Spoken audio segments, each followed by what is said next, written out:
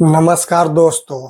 क्या अकबर महान था या अकबर क्रूर शासक था? इतिहास के पन्ने यह बदला जा रहा है दोस्तों, और इस बदलाव को लेकर काफी विवाद हो रहा है।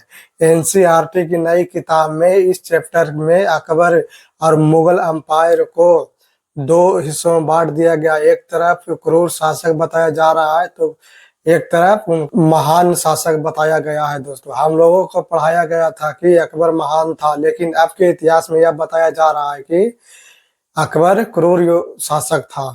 लेकिन सवाल यह है कि क्या अकबर सच में महान शासक था? एनसीईआरटी की किताब में कभी मुगलों को महान तो कभी मुगलों को क्रूर शासक तो कभी लुटेरा बताया जाता है। आखिर सच क्या है? हम लोगों को क्यों गुमराह बार बार किया जाता है? आखिर सच है तो 64 साल से क्यों नहीं पढ़ाया गया?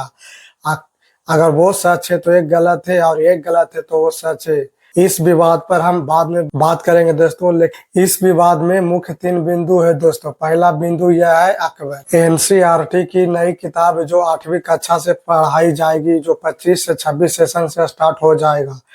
इस किताब का नाम है exploring society India and behind. इस किताब में 3 कारण है जो विवाद का कारण बना हुआ है दोस्तों। पहला विवाद है अकबर। हमें स्कूल कॉलेजों में यह पढ़ाया गया कि अकबर महान शासक था, लेकिन एनसीईआरटी की नई किताब यह कहती है कि अकबर महान शासक नहीं बल्कि क्रूर शासक था। 1568 में जब अकबर ने चित्तौड़गढ़ के किले को घेराबंदी किया, 30,000 निर्दोष लोगों को नरसंहार कर दिया और बच्चे और औरतों को अपना बंदी बना लिया।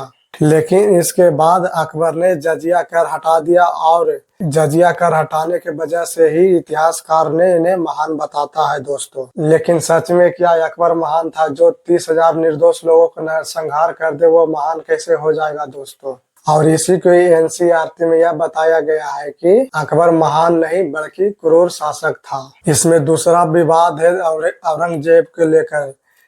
एनसीईआरटी की पुरानी वाली किताब में यह बताया गया था कि औरंगजेब धार्मिक राजा था और धार्मिक शासक था, और हम लोगों को स्कूल कॉलेजों में भी यही पढ़ाया गया है। लेकिन अब जो नई किताब एनसीईआरटी की जारी की गई है, उसमें औरंगजेब को धार्मिक बादशाह नहीं बताया गया है बल्कि क्रूर बादशाह बताया गया है। क्रूर बादशाह बताने के बजाय यह है कि उसने अपने भाई को दारा सिखों के सर धड़ से काट दिया, अपने पिता को बंदी बनाया। औरंगजेब ने काशी हो, मथुरा हो, सोमनाथ हो, अयोध्या हो, सभी मंदिरों को तहस नहस किया था।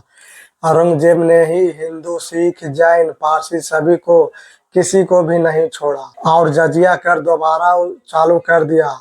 अकबर ने जजिया कर हटाया था, लेकिन औरंगजेब ने जजिया कर वापस लोगों पर थोप दिया। तीसरा विवाद मंदिरों को लेकर है। कहा जा रहा है कि मुगल काल में सबसे ज्यादा हिंदू मंदिरों को तहस नहस किया गया है दोस्तों। सबसे ज्यादा अगर मंदिर टूटा है तो मुगल काल में ही टूटा है।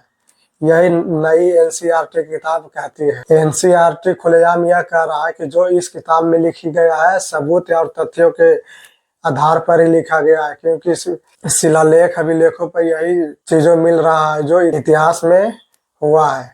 उसी के आधार पर यह सब लिखा जा रहा है। एनसीईआरटी यह कह रहा है, हम नहीं कह रहे हैं दोस्तों, यह एनसीईआरटी कह रही है। अब सवाल यह है दोस्तों कि अगर एनसीईआरटी सच जानता था तो 64 साल पहले यह सब सच क्यों नहीं बताया गया, और अब क्यों बताया जा रहा है? इतिहास में हम लोगों ने यह भी पढ़ा है कि मुगल राजाओं ने हिंदू राजाओं को कितना अत्याचार किया था और प्रताड़ित किया था।